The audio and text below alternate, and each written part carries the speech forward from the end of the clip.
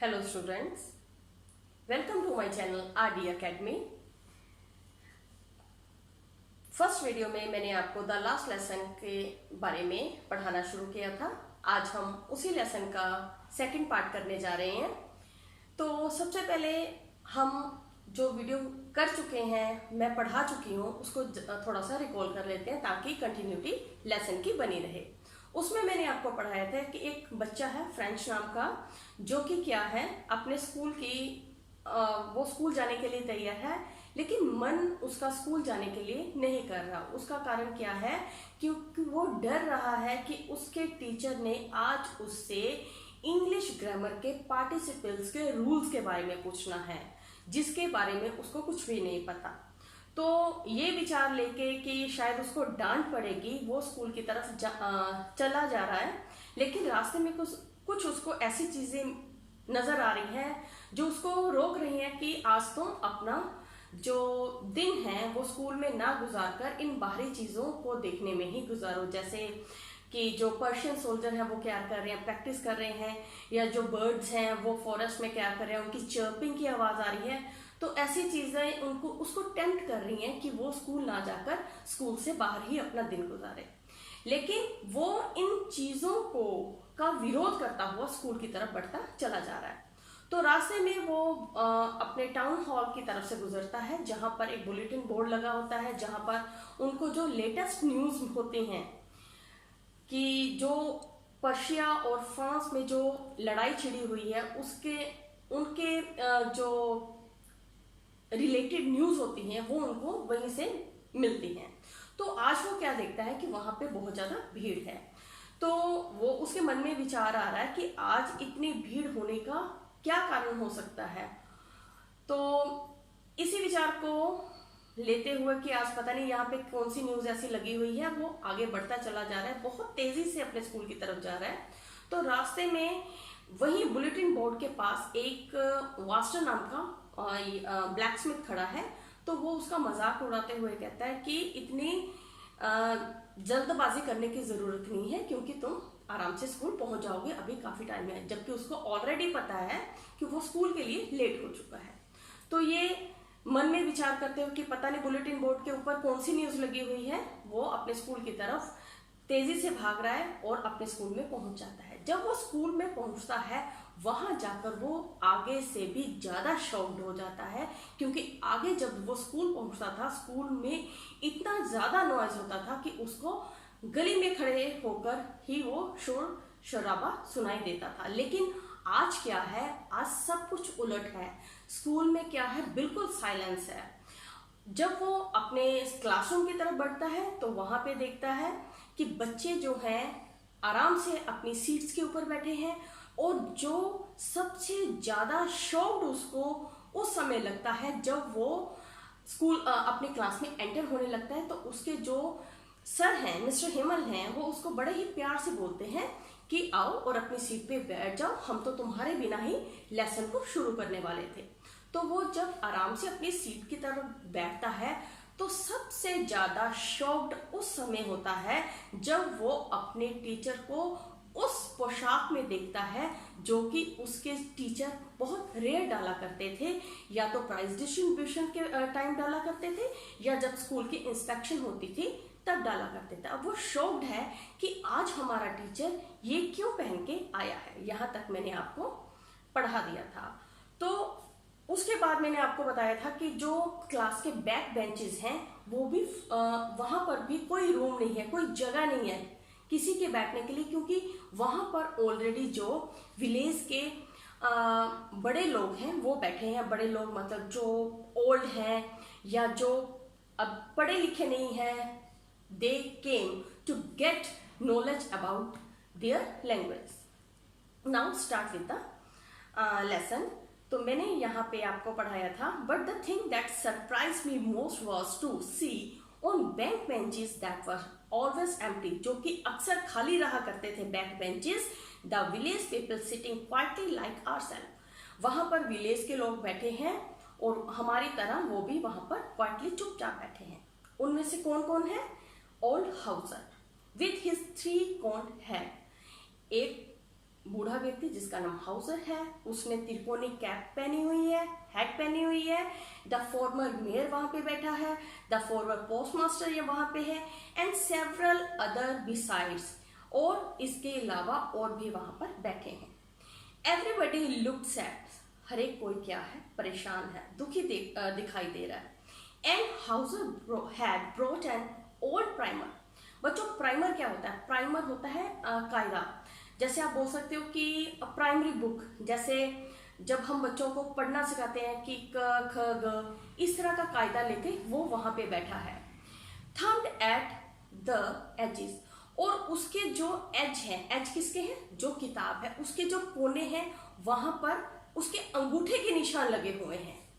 And he held it open on his knees, अब उसने वो कायदा कहाँ पे खोल के रखा हुआ है? अपने नीज के ऊपर। With his great spectacles line across the pages, अब बुक खुली हुई है, जो उसकी स्पेक्टिकल है, जो उसकी ऐनक है, वो पन्नों के ऊपर पड़ी है। यहां तक क्लियर हो गया? Now next, while I was wondering about it all, M. Himmel mounted his chair. अभी जब मैं इन चीजों के बारे में क्या हो रहा था, हैरान हो रहा था कि ये सब कुछ क्या है, इतनी साइलेंस है, लोग क्लास में जो बड़े हैं वो भी चुपचाप से बैठे हैं, बच्चे भी बड़े चुप हैं, जो क्लास का एटमॉस्फेयर है वो बहुत ज्यादा क्या है, सोलेमन है, बहुत ज्यादा गंभीर हो चुका है।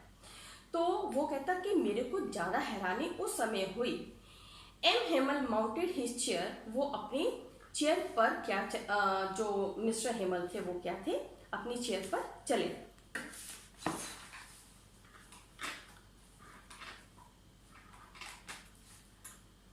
And in the same grave and gentle tone, और उसी गंभीर एंड जेंटल, दयालुता पूर्वक टोन में, आवाज में, स्वर में, जैसा होता है ना कि जब हम बोलते हैं तो हमारी आवाज की कोई टोन होती है कि कोई पोलाइटली बोल रहा है, वो कहते हैं ना कितना हार्शली, कितनी अजीब सी टोन में ये बात कर रहा है, ठीक है। लेकिन अब जो उनके टीचर मिस्टर हेमल है वो बड़ी पोलाइटली, बड़ी जेंटल टोन में बात कर रहे हैं। Which he had used to me, कौन सी टोन थी जो उन्होंने यूज की थी? कब? जब उन्होंने कहा था, यहां आप पीछे जाओगे, जब उन्होंने ये कहा था, go to your place quickly little friends, we were beginning without you. यहाँ पे उन्होंने बड़ी ही काइंडली से, बड़ी दयालुता से कहा था। तो सेम टोन में वो अब उससे बात कर रहे हैं, उसी टोन में वो बात कर रहे हैं। क्या बात कर रहे हैं? My children, this is the last lesson. बड़े ही आराम से उनको बता रहे हैं कि आज बच्चों ये आपका आखिरी लेसन है। आई शैल गिव यू, जो मैं आपको पढ़ाऊंगा।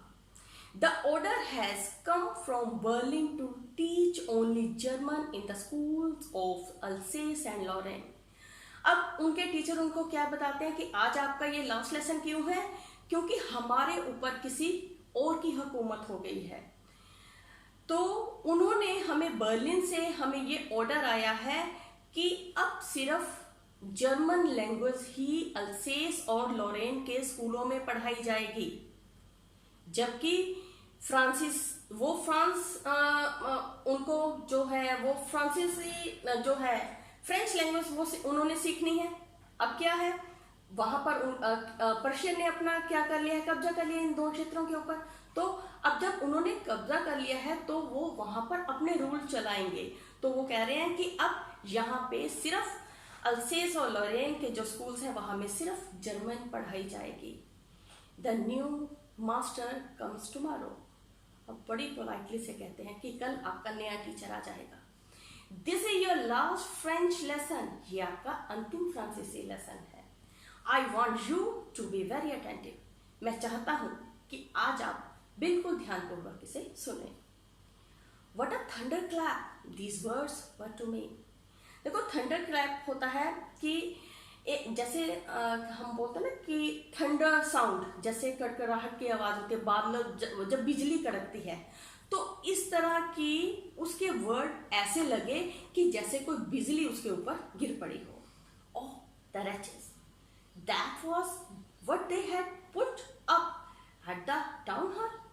अरे वो दुष्ट, तो ये खबर थी जो टाउन हॉल के ऊपर उन्होंने लिखी हुई थी, क्योंकि जब हमने फर्स्ट वीडियो में पढ़ा था कि वहां पे भीड़ इकट्ठी थी टाउन हॉल के सामने, लेकिन उसको ये नहीं पता था कि ऐसी क्या बात है कि इतनी भीड़ यहाँ पे इकट्ठी है। तो अब उसके दिमाग में आया, अच्छा ये खबर लिखी होगी कि आज से जर्मन पढ़ाई जाएगी स्कूलों में, जो फ्रेंच लैंग्वेज है वो नहीं पढ़ाई जाएगी। My last French lesson, why I hardly knew how to write. तो अब वो सोच रहा है फ्रेंच कि मेरा अंतिम फ्रेंच लेसन होगा, वाई आई हार्डली न्यू। वो कहता अभी तक तो मेरे को लिखना भी नहीं आता, फ्रेंच कैसे लिखते हैं वो भी मेरे को लिखने नहीं आती। I should never learn any more. अब जो लैंग्वेज अभी मैं सीख रहा था वो मेरे को आई नहीं है, अब मैं उसी लैंग्वेज को कभी भी सीख नहीं पाऊंगा। आई मस्ट स्टॉप देयर, मेरे को यहीं पे रुकना होगा। Then oh how sorry I was for not learning my lessons, for seeking birds eggs or going sliding on the sand। तो वो कहता है कितने दुख की बात है कि मैं अपने जो लेसन थे उनको प्रॉपर नहीं पढ़ा करता था, जो मेरे को पढ़ाया जाता था मैं नहीं पढ़ा करता था, कोई ना कोई बहाना लगाता था कि मैं अपना टाइम कैसे वेस्ट करता था। कई बार क्या होता था कि बर्ड्स के, पक्षियों के अंडों की तलाश में चला जाता था, या सार नदी के पास में घूमने चला जाता था।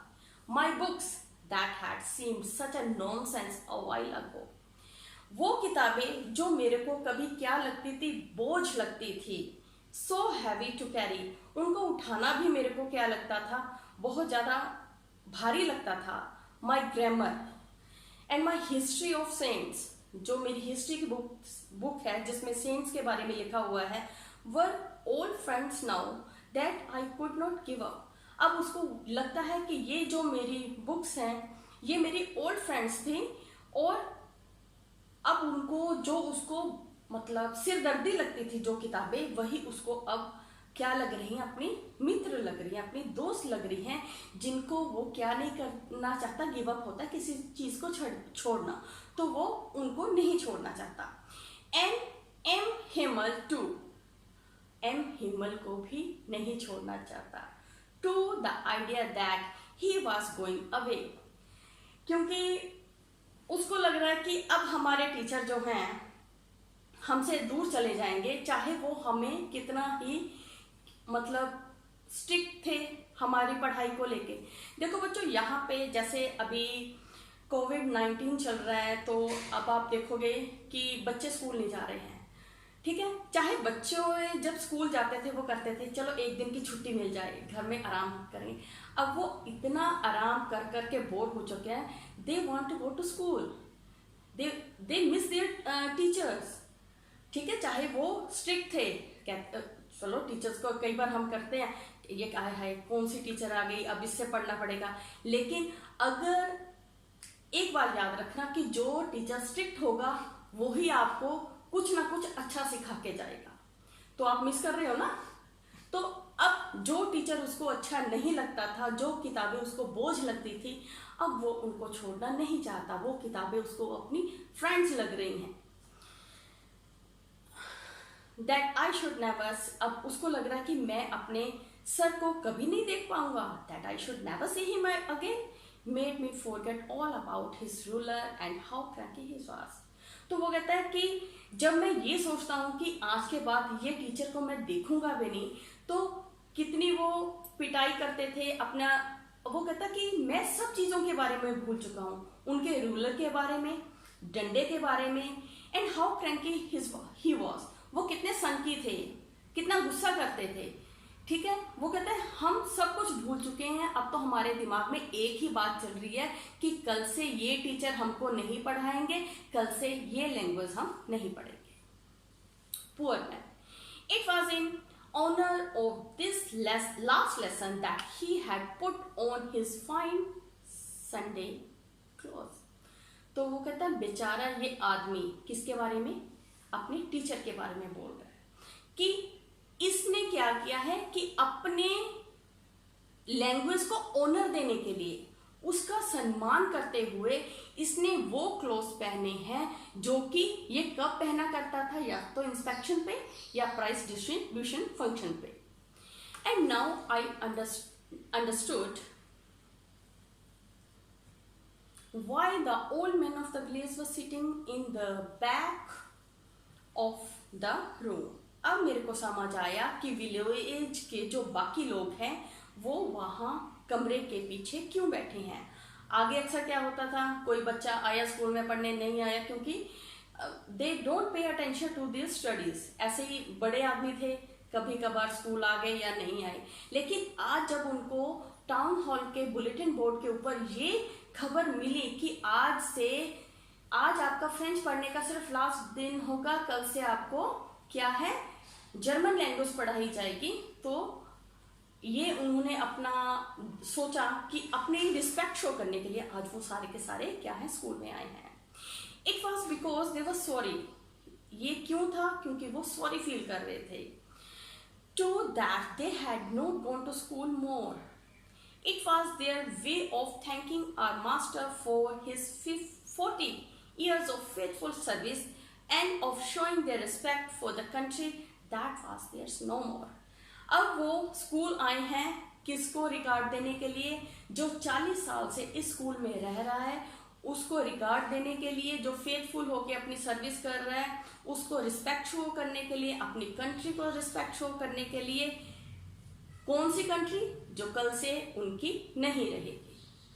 While I was thinking of all this, जब मैं इन सब चीजों के बारे में सोच रहा था, I heard my name called, मेरा नाम पुकारा गया। It was my turn to recite, ये मेरी बारी थी अब सुनाने की। क्या? What would क्या सुनाना था? टीचर ने उनसे क्या सुनना था? पार्टिसिपल्स के रूल्स के बारे में सुनना था। What would I not have given to be able to say that dreadful rule for the participle all through very loud and clear and without one mistake। वो कहता कि ये मैं कर ही नहीं पाया। क्या नहीं कर पाया? कि जो पार्टिसिपल्स के रूल्स मैंने सुनाने थे, बहुत ऊंची आवाज में सुनाने थे, बहुत क्लियर सुनाने थे, बिना किसी गलती के सुनाने थे। But I got mixed up on the first words and stood there. मैं तो पहले शब्द में उलझ कर रह गया और वहां पे खड़ा हो गया। Holding on to my desk, desk के ऊपर उसको पकड़ के। माई हार्ट बीटिंग, मेरा हार्ट क्या है जोर से धड़क रहा है। आप लोगों की भी कभी ना कभी ऐसी सिचुएशन रही होगी, ठीक है? मतलब कई बार होता है ब्रिलियंट स्टूडेंट भी पढ़ के नहीं जाते, उनको भी कभी ना कभी इस चीज को फेस करने को मिला होगा कि याद नहीं है, प्रे करते रहते हैं कि हमारी बारी ना आ जाए। जब बारी आ जाती है तो दिल जोर जोर से धड़कने लगता है कि अब पिटाई होगी। And not daring to look up, अब वो कहता मेरी इतनी भी हिम्मत नहीं हो पा रही थी कि मैं अपनी आंख ऊपर उठाकर देख सकूं। आई हर्ड एम हेमल से टू मी, मैंने सुना मिस्टर हेमल ने कहा, I would not scold you. Scold का मतलब मैंने पहले भी आपको बताया फर्स्ट वीडियो में, डांटना। वो कहता कि मैं आपको नहीं डांटूंगा little French, you must feel bad enough, see how it is. वो कहता मुझे पता है कि तुम बहुत बुरा महसूस कर रहे हो, अब देखो स्थिति क्या हो गई है। Every day we have said to ourselves, प्रतिदिन हम अपने आप से क्या कहते रहे हैं? I have plenty of time, कि हमारे पास बहुत टाइम है। I shall learn it tomorrow, आज नहीं कल हम अपना ये लेसन याद करेंगे। मतलब क्या है कि देखो इट इज ह्यूमन टेंडेंसी कि हम अपना जो काम है आज ना करके उसको क्या कर देते हैं, नेक्स्ट डे पे छोड़ देते हैं। फिर नेक्स्ट डे आता है, फिर नेक्स्ट डे पे छोड़ देते हैं। यही वजह रहती है कि हम अपनी लाइफ में कभी भी सक्सेसफुल नहीं होते। And now you see where we have come out, अब देखो कि हम कहाँ आ गए हैं। That is great trouble with Alsace. अब अल्सेस के साथ ये बहुत मतलब अल्सेस बहुत ज्यादा अब क्या आ गया है, ट्रबल में आ गया, मुश्किल में आ गया। She puts of learning till tomorrow, she puts of. अब देखो शी यहाँ पे अल्सेस के लिए है, तो अल्सेस ने तो नहीं पढ़ना था, अल्सेस ने तो कोई काम नहीं करना था, तो यहाँ पे जो रहने वाले लोग हैं उन्होंने काम करना था, उन्होंने पढ़ना था। लेकिन वो अपना काम क्या कर रहे हैं, नेक्स्ट डे पे डाल रहे हैं। Now those fellows out there will have the right to say to you. वो कहते अब जो बाहर लोग बैठे हैं वो आपको ये कहने का अधिकार रखते हैं। बाहर कौन बैठा है? बाहर पर्शियन सोल्जर बैठे हैं, वो आपको ये कहने का अधिकार रखते हैं। How is it you pretend to be Frenchman, कि आप फ्रांसीसी होने का ढोंग करते हो, and yet you can neither speak nor write your own language, जबकि तुम अपनी लैंग्वेज को ना तो लिख सकते हो ना ही पढ़ सकते हो, और तुम फ्रांसीसी होने का ढोंग कर रहे हो। तो स्टूडेंट्स, आई होप आपको लेसन समझ आया होगा। अगर कोई भी किसी भी चीज़ की या कोई भी पॉइंट आपको क्लियर ना हो तो मुझको प्लीज़ कमेंट करके बताना, और वीडियो अच्छा लगा हो तो इसको लाइक करना, चैनल को सब्सक्राइब करना, और बेल आइकन का बटन दबाना मत भूलना, ताकि आपको मेरे आने वाली वीडियो की नोटिफिकेशन मिलती रहे। Thank you.